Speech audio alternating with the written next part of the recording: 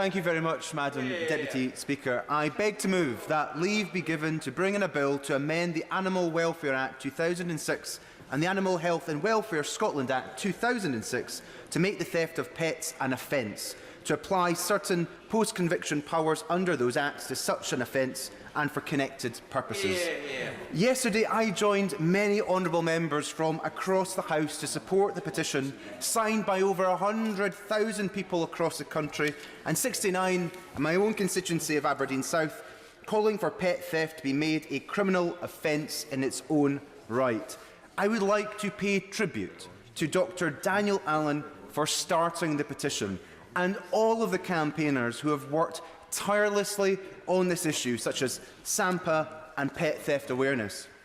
Dr Allen has said that he started the petition because, as a dog owner, he finds the thought of someone taking his dog unbearable. Madam Deputy Speaker, when I'm asked what the most difficult part of my job is as an MP, I always answer Monday mornings. Not because I have to roll out of my bed to catch a 7:15 a.m. flight, but because every Monday morning breaks my heart to leave my Jack Russell Cross Yorkshire Terrier, Poppy. The fact that she knows I'm leaving and does her utmost to make me feel guilty about it just makes heading to London so much more harder. I could not imagine returning home to find that Poppy wasn't there. I don't even want to contemplate the notion of her being stolen.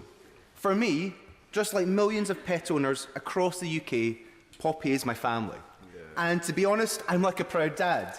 She has her moments, like every other teenager, and she can be relentless with her ball and her ducky, but I love her to bits, and I would hate it for anything to happen to her.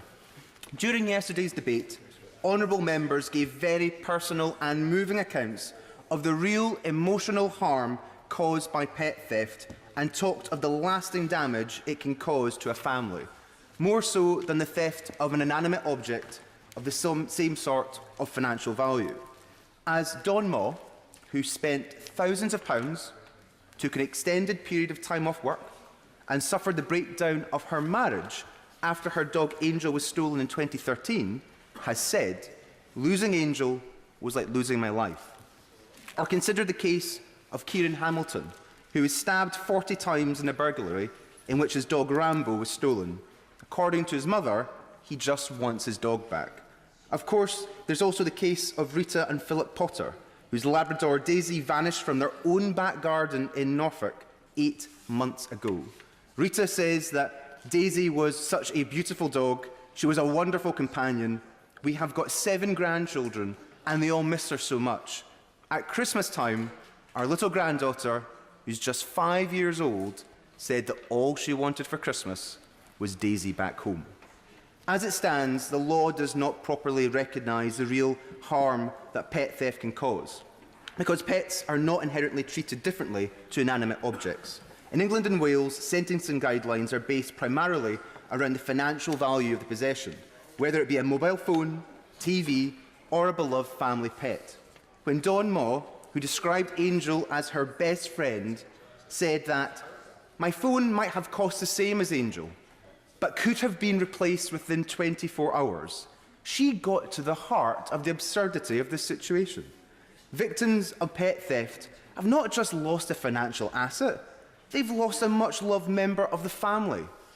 Pet theft can be a truly devastating and distressing experience. Losing a pet can tear the heart out of a family, and that is what the law should, but doesn't recognise. This situation has also led to light-touch sentences for pet thieves who have wreaked havoc on victims' lives.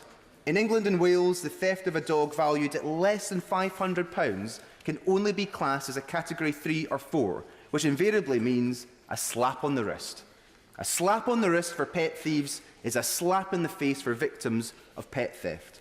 And what's more, it is failing to act as a deterrent. Even after Sentencing Council reforms in 2016, most cases of pet theft don't go to court. Most pet thieves are walking free, and unsurprisingly, pet theft is still very much on the rise. The situation in Scotland is not much better. Pet theft is not an offence in its own right in Scotland either, and since the Scottish Sentencing Council has no guidelines for theft, judges rely on past precedent when deciding on sentencing. This offers more flexibility, but that can cut both ways, and sentences are not required to accurately reflect the emotional harm caused to the victim. So change is needed across the United Kingdom. A change in the law is necessary to deliver justice for victims of pet theft and to give more peace of mind to the 12 million UK households with a pet. This bill will create a new, separate criminal offence in its own right of pet theft, recognising the self-evident fact that the theft of a living, sentient being is in a whole different category to the theft of an inanimate object. We are talking about the abduction of an animal, of what most pet owners would consider a central part of their family. It's a crime that's either more thoughtless or more malicious, or both, than the theft of an inanimate possession. And the bill will also require that sentencing is appropriate to the level of emotional harm caused by the theft, recognising that, for victims of pet theft, it's the emotional loss, not the financial loss, that really matters. After all, today a growing number of companies offer bereavement leave for employees who've lost a pet. If we can give due recognition to the emotional effects of the loss of a pet in other walks of life, why can't we do a better job in the courts? My intention is that this bill affect these necessary changes across Great Britain. In England and Wales, yes, but also in Scotland. The law on this is flawed in both jurisdictions, and as a Scottish MP, it is deeply important to me that pet owners in Aberdeen get as much support from the criminal justice system as pet owners in Abington or Aberavon. Scotland must not be left behind. Therefore, my bill seeks to amend a UK Act, and as such it will apply to Scotland as well as England and Wales. But the provisions affecting Scotland would be expected to require a legislative consent motion in the Scottish Parliament. This happens on a near daily basis in Holyrood. So I hope to work with the Scottish Parliament, and in particular my Scottish Conservative colleague Maurice Golden MSP, to get legislative consent in Holyrood for this bill, so pet thieves all over Great Britain face real justice. Madam Deputy Speaker, this is an opportunity for Holyrood and Westminster to work together for positive change. It's great that animal welfare has come to the forefront of the political agenda across the UK, and I would like to applaud the UK Government for its progress on this issue. Having campaigned for a ban on electric shock collars for dogs, for example, I'm particularly pleased at the action that is being taken in the area. However, we must ensure that this progress on animal welfare extends to ensuring that pets and their owners are protected against pet theft by laws and sentencing guidelines that are tough enough to act as a real deterrent. Likewise, we must ensure that victims of pet theft can have faith in the criminal justice system.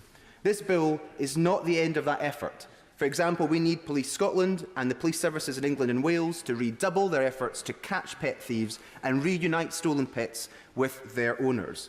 But I firmly believe that legislation recognising the seriousness of this offence, in recognising it as a distinct form of theft compared to inanimate objects, will be a first and major step towards changing the way we deal with pet theft in this country, and therefore I commend this bill to the House.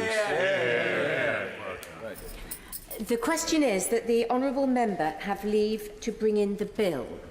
As many as are of that opinion say aye. Aye. Of the contrary, no. I think the ayes have it. The ayes have it.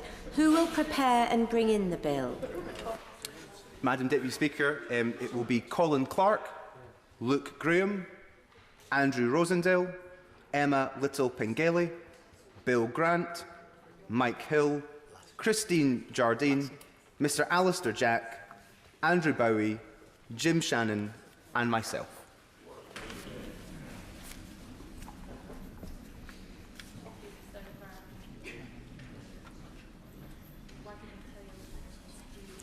Ross Thomson.